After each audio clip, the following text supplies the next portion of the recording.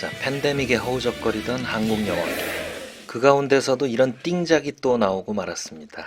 이 영화 뛰어난 점이 무수히 많지만 그 가운데 영화의 화면에 정교한 암시를 내포하는 역사적인 명화들이 많습니다.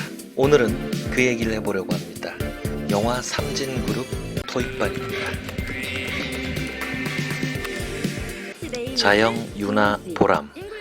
이들은 능력 있고 회사를 사랑하고 포부도 큽니다. 하지만 현실이 그들을 받쳐주질 못하죠.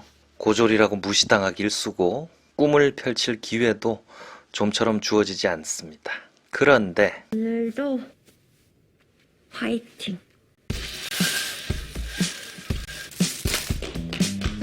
제 자영은 폐수를 방류하고 일을 묻으려는 회사의 비리를 우연히 알게 됩니다. 셋은 비위의 중심에 난 창업주의 아들 오상무가 있다고 의심하게 됩니다. Certificate Analysis 뭔 뜻이지?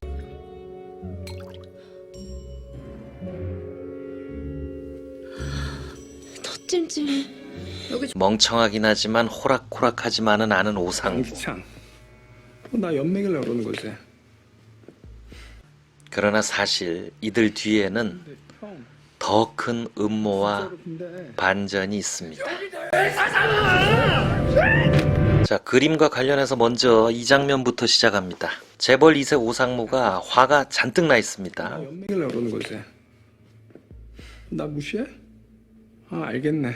알겠어. 생산관리부 사무실로 들어갈 때 복도에 걸린 그림 보셨나요? 바로 이 그림이죠.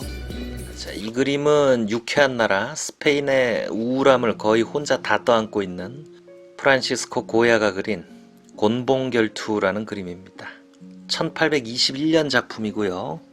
이 시대가 많이 개화되기는 했지만 여전히 유럽의 주변부에서는 이렇게 아주 사적이고 불법적인 남성들의 목숨 건 결투가 횡행했다고 하죠. 두 남자가 늪에 빠져서 무릎까지 지금 잠겨 있는 상태입니다.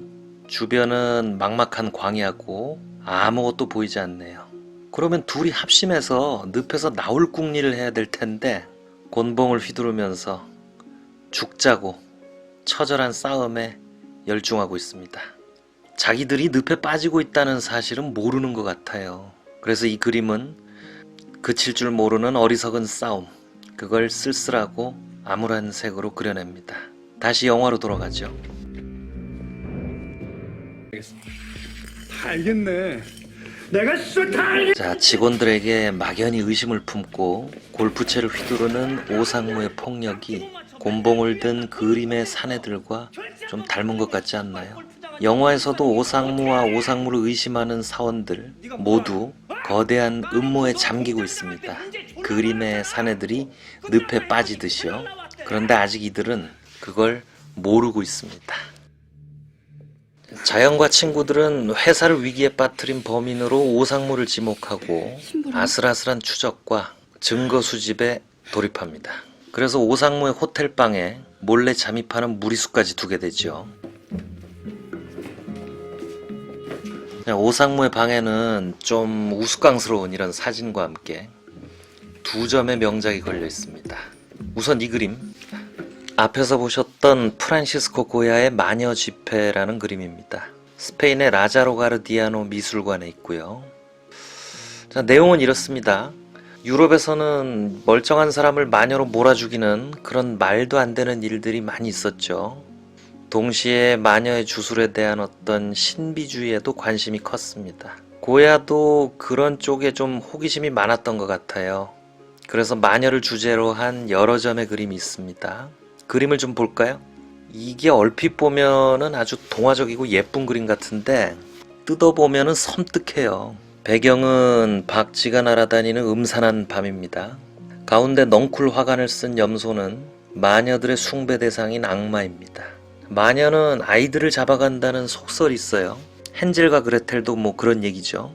염소를 둘러싼 마녀들은 각자 자기가 잡아온 아기와 어린이들을 악마에게 제물로 바치고 있습니다.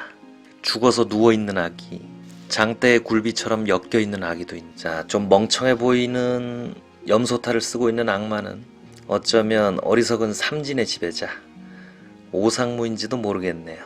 그럼 마녀들은 회사의 과장님, 부장님, 중간 관리자들이고 그들이 갖다 바치는 이 아기들의 영혼은 자영, 유나, 보람 같은 회사의 하부 구조를 지탱하는 을들의 영혼과 좀 닮은 면이 있는 것 같죠. 이래서 다 제 거잖아요, 안 그래요? 자, 다음은 같은 장면의 옆에 걸린 큰 그림입니다. 이 그림은 역시 고야와 같은 스페인의 화가 엘 그레코의 레오콘이라는 작품입니다. 그림의 내용은 그리스와 트로이의 전쟁을 배경으로 합니다. 트로이의 성을 깨지 못하고 전쟁에서 수세에 몰렸던 그리스는 병사들을 숨긴 거대한 목마를 해변에 두고 후퇴하는 척하죠. 트로이 사람들은 경계를 풀고 그 음모가 도사리는 목마를 승전의 기념품으로 성 안에 들이려고 하죠. 자, 위험한 일입니다. 이때 사제였던 레오콘이 목마를 들이면 안 된다고 부르짖습니다. 그런데 바다에서 큰 뱀이 나타나서 레오콘과 두 아들을 물어 죽입니다. 이 뱀이 어디서 나오냐면요, 신들도 이 전쟁에서 트로이 편과 그리스 편으로 나뉘어서 다퉜거든요. 그런데 포세이돈이 그리스 편이었어요. 목마 작전이 실패하면 안 되니까 포세이돈이 뱀을 보내서 진실을 말하려는 레오콘을 죽여서 입을 막아버린 거죠. 자, 멀리 몽환적인 아문이 낀 하늘 아래 트로이의 성이 보이고 그림 중앙에 목마의 뒷모습이 작게 보이죠. 가운데 쓰러진 채 뱀의 머리를 붙들고 저항하는 남자는 레오콘입니다. 양옆에 뱀과 싸우고 있는 젊은 두 남자는 아들들이겠죠. 자, 이게 17세기 작품인데 뭐 20세기 현대미술품이라고 해도 손색이 없죠. 대단한 걸작입니다. 아마 이 그림의 레오콘은 영화에서 진실을 밝히려고 분투하는 자영을 상징하는 게 아닐까 싶습니다. 레오콘은 비참한 최후를 맞게 되는데 거대한 악의 음모에 맞서는 우리의 착한 자영은 그럼 어떻게 될까요? 자, 이 영화의 마지막 대결이 있기 전 진짜 나쁜 놈, 거악의 실체가 되는 사람이 회의실로 들어가는 장면에 복도에 이런 그림이 눈에 띄죠. 자, 영화의 전반부에서는 회사 내에서 오상무로 대표되는 재벌 경영진과 자영으로 대표되는 사원들의 대결, 즉 갑과 을의 대결이 갈등의 축을 형성하죠. 자, 그런데 영화 후반에서는 회사를 집어삼키려는 제3의 세력이 등장하고 자영으로 대표되는 을과 오상무로 대표되는 기업의 지배구조, 갑이 연대를 모색합니다. 제3의 세력에 대해서는 영화를 통해서 직접 확인하시길 바라고요. 잠깐 전에 보셨던 그림 설명으로 들어가겠습니다. 삼진그룹을 집어삼키려는 악당이 회의장에 들어서는 장면, 복도에 또 이런 상황을 암시하는 이 그림, 프란스 스나이더스의 멧돼지 사냥입니다. 자, 프란스 스나이더스는 17세기 당시 프랑드르 지방에서 지금의 헐리우드의 잭 스나이더만큼이나 감각적이고 대중적인 인기도 많았던 화가입니다. 당시에는 또 심도가 깊은 인물화나 종교화 같은 걸 그려야 좀 주목을 받는데 스나이더스는 주로 일상생활 주변의 소재들을 재밌게 그리는 화가로 유명했습니다. 뭐 주로 이런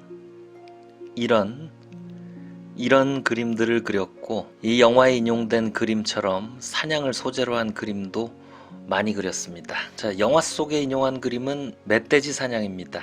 개들이 이빨을 드러내고 사냥감인 멧돼지를 에워싸고 물어뜯는 아주 드라마틱한 그런 상황을 세밀하게 묘사하고 있죠. 영화에서 이 그림이 차용된 이유는 간단합니다. 그림의 갯대는 삼진을 집어삼키려는 악당을 상징하고요. 그리고 멧돼지는 자영과 오상무가 몸담고 있는 삼진그룹 자체를 의미하겠죠. 그러면 이 멧돼지 삼진은 사냥개로부터 어떻게 빠져나오게 될까요? 자, 이제 마지막 그림이 등장하는 장면을 보시겠습니다. 자, 박근영 배우님이 연기한 이분은 오상무의 아버지, 현재 은퇴한 회사의 창업주 왕 회장입니다. 이분이 나서서 사원들과 함께 서게 됩니다. 그리고 이들 뒤에 아주 우리한테 잘 알려진 그림이 보이죠. 안견의 몽유도원도입니다. 몽유도원도는 예술 애호가였던 세종대왕의 셋째 아들 안평대군 이용이 꿈에서 본 무릉도원에 대한 얘기를 주변에 들려주는데,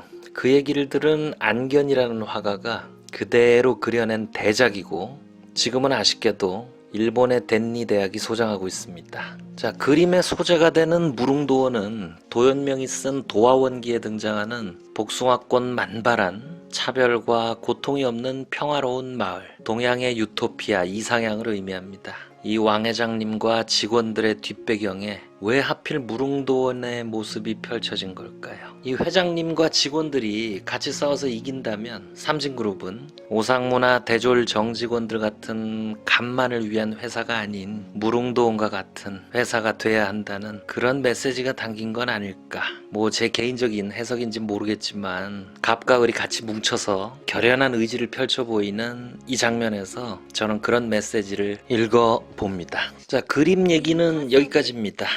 삼진그룹 영어 토익반 굉장히 꼼꼼하게 손이 많이 간 좋은 영화인 게 확실합니다. 뭐 전염병 사태 때문에 제대로 빛을 못 봤죠. 그리고 뭐 결말의 뒷심이 약하다라는 평도 있는데 저는 단조롭지 않게 이렇게 연극적으로 연출한 그런 마무리도 흠잡을 데 없다고 봅니다. 회사를 살리기 위해 크고 작은 을들이 힘을 모으는 아주 조명이 따뜻한 호프집 영상을 마지막으로 마무리하겠습니다. 안 보신 분들은 꼭 보시길 추천드리고 구독과 좋아요 부탁드립니다. 참고로 이 호프집의 이름은 코리아 호프입니다. 감사합니다.